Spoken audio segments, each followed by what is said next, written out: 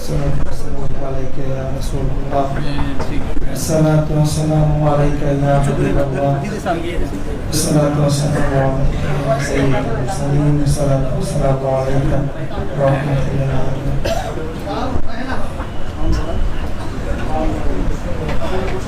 এই মাস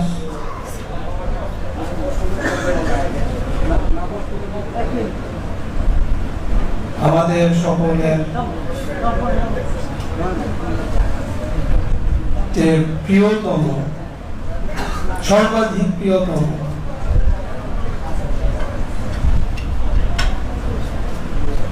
হুজুর পূর্ণ সাল্লাল্লাহু আলাইহি সাল্লাম নূরে মুজাসসাম ওনার আবির্ভাব দিবস। এই যে আমরা ঈদে মিলাদুন নবী সাল্লাল্লাহু আলাইহি সাল্লাম উপলক্ষে এবং সংলগ্নে ওরস অনুষ্ঠান ফাতিহা শরীফ উপলক্ষে যে আয়োজন, এখানে আমরা সকলেই উপস্থিত হয়েছি কিসের জন্য? আল্লাহর রাসূলের ভালোবাসা, মহব্বত এবং সেই শিক্ষাগুলো অন্তরে নেওয়ার জন্য।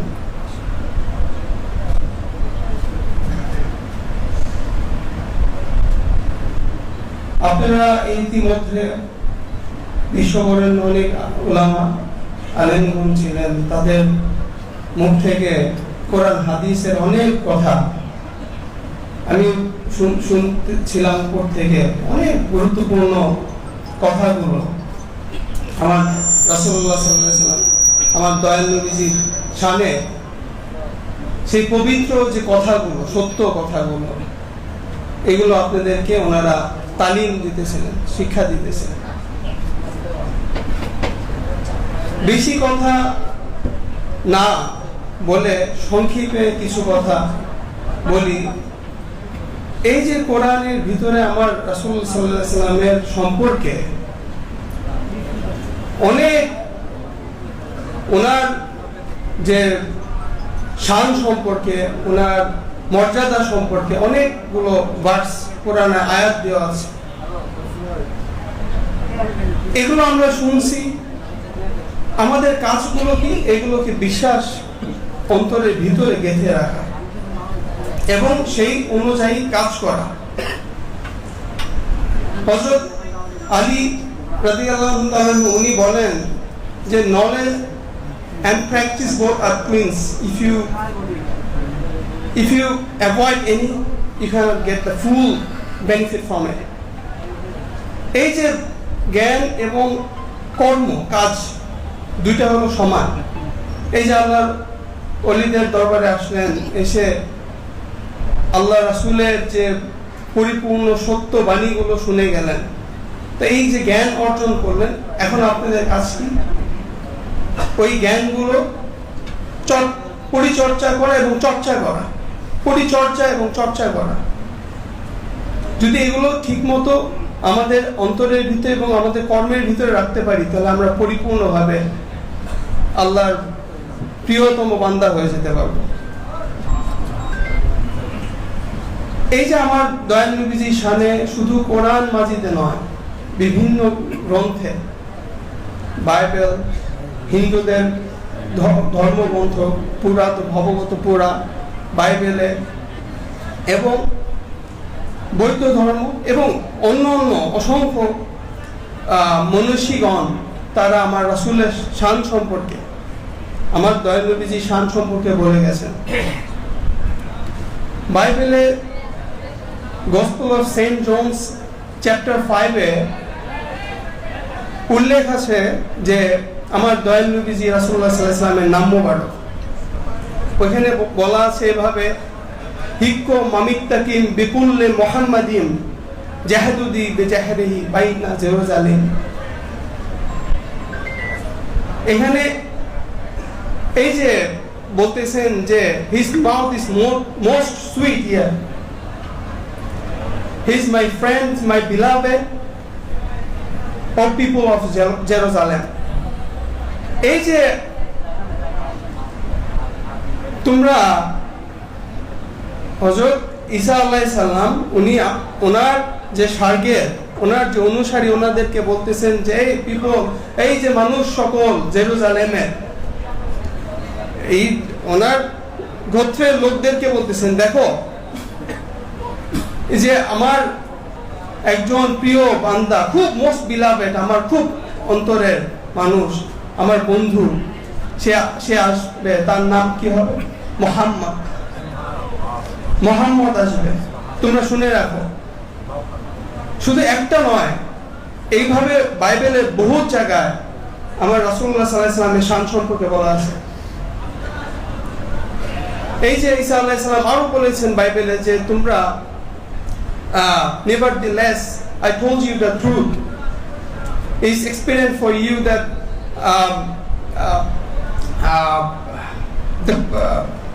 উনি বললেন যে এই যে যাই হোক, যে উনি আমাদেরকে এই মেসেজটা দিয়েছেন যে রাসূলুল্লাহ সাল্লাল্লাহু আলাইহি সাল্লাম যে উনি যে একবারে কনফার্ম যে ওনার আগে যে আসছিলেন আমার হযরত ঈসা আলাইহিস সালামকে যারা টেস্টিফাই করে গিয়েছেন এই যে আসবেন, আল্লাহর একজন নবী আসবেন হযরত ঈসা আলাইহিস সালাম, এবং ঈসা আলাইহিস সালাম বলেন যে আমার পরে আরেকজন আসবেন, সে অনেক মর্যাদাবান হবেন, তোমরা তাদেরকে ফলো করো, তোমরা তাকে ফলো করো, তোমরা তাকে অনুসরণ করো। তোমরা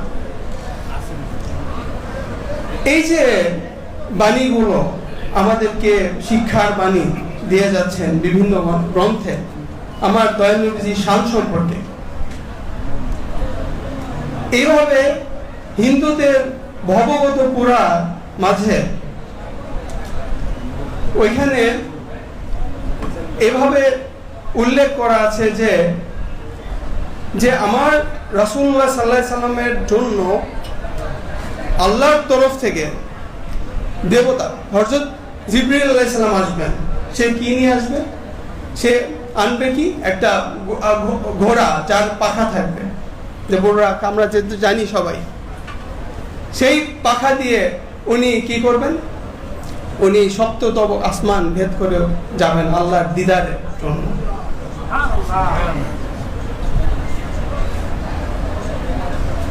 কিভাবে লেখা? ওনাদের গ্রন্থে লেখা হচ্ছে অসুমা শুভম রুজ্জ দেবতত্ত্ব জগৎপতি আশীন শততম অষ্টাসজ্জা গুণান্বিত। এই যে আমার একজন আল্লাহর খুব প্রিয় একজন সৃষ্টি, যার সৃষ্টির কারণে আল্লাহ সকল সৃষ্টি করেছে, একজন আসবেন, একজন মহাদেব আসবেন, মহাদূত দেবতত্ত্ব, খুব বড় একজন দেবতা আসবেন। তার কি থাকবে?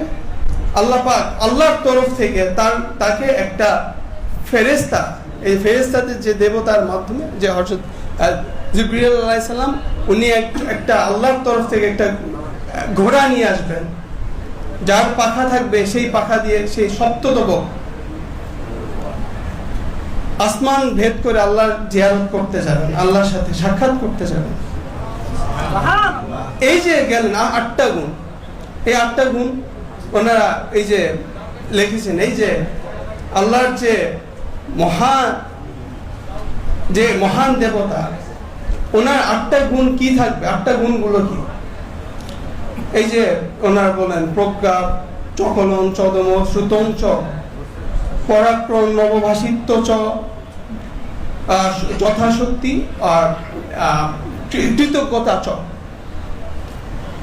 কি থাকবেন? ওনার ভিতরে অসীম জ্ঞানের ভান্ডার থাকবেন, যে সম্পর্কে বিভিন্ন স্কলার বলছেন যে আমাদের বলছেন prophet of Islam is the unlettered prophet but he is the teacher of all the literate world.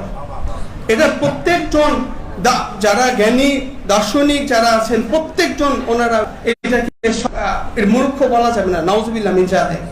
ওনারা বলছে তোমরা বলো যে ওনার অক্ষরিক জ্ঞান নাই, কিন্তু তোমরা জেনে রাখো, আমরা বলি না, এটা আমাদের বিধর্মের লোকজনরা ওরা আমার রাসূলের শানকে বলতেছেন, তোমরা মনে রাখো উনি কে? উনি হচ্ছেন সকল লিডারের, এই যে পৃথিবীর যে সকল শিক্ষিত সমাজের সবচেয়ে মহান গুরু হচ্ছেন আমার রাসূলুল্লাহ সাল্লাল্লাহু আলাইহি ওয়াসাল্লাম।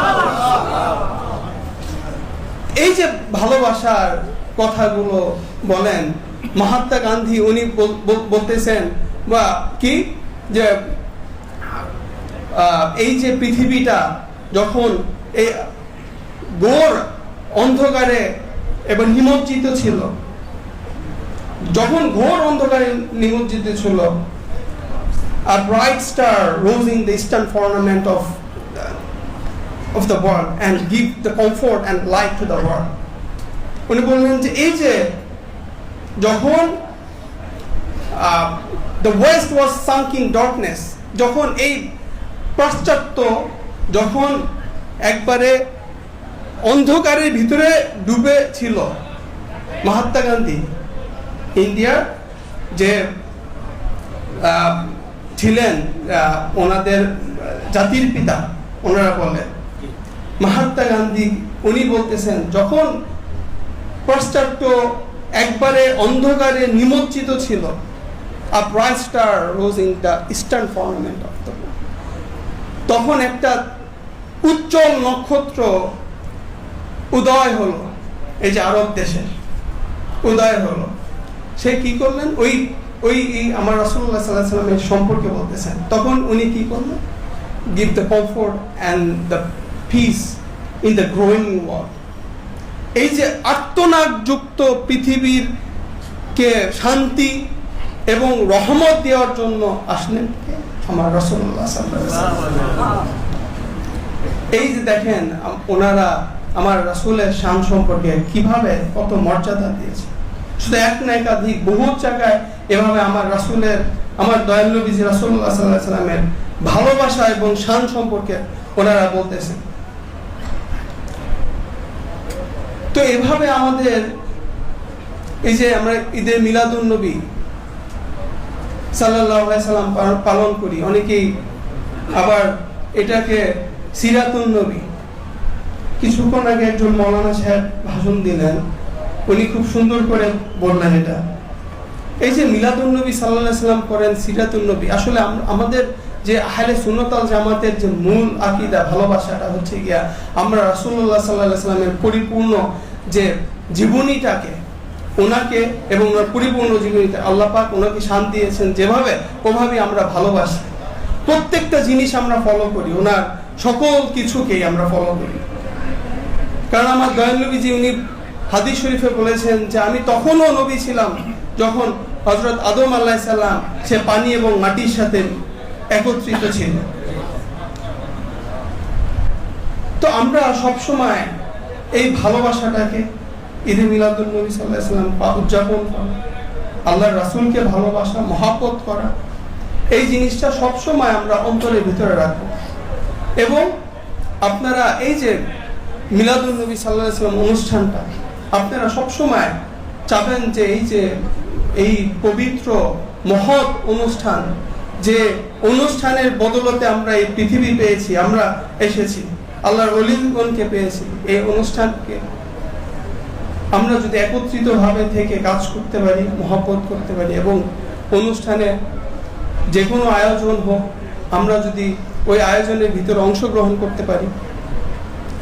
হযরত আবু বকর সিদ্দিক রাদিয়াল্লাহু আনহু বলেন যে কেউ যদি এই মিলাদ শরীফ এই অনুষ্ঠান উপলক্ষে কেউ যদি 1 দিরহাম পরিমাণ অংশগ্রহণ করে, যদি দেয় 1 দিরহাম, যদি অংশগ্রহণও করে 1 দিরহাম, তাহলে সে আমি আবু বকরের সাথে সেই একত্রিত ভাবে বেহেশতে আমার সাথে থাকবে বন্ধু হিসেবে।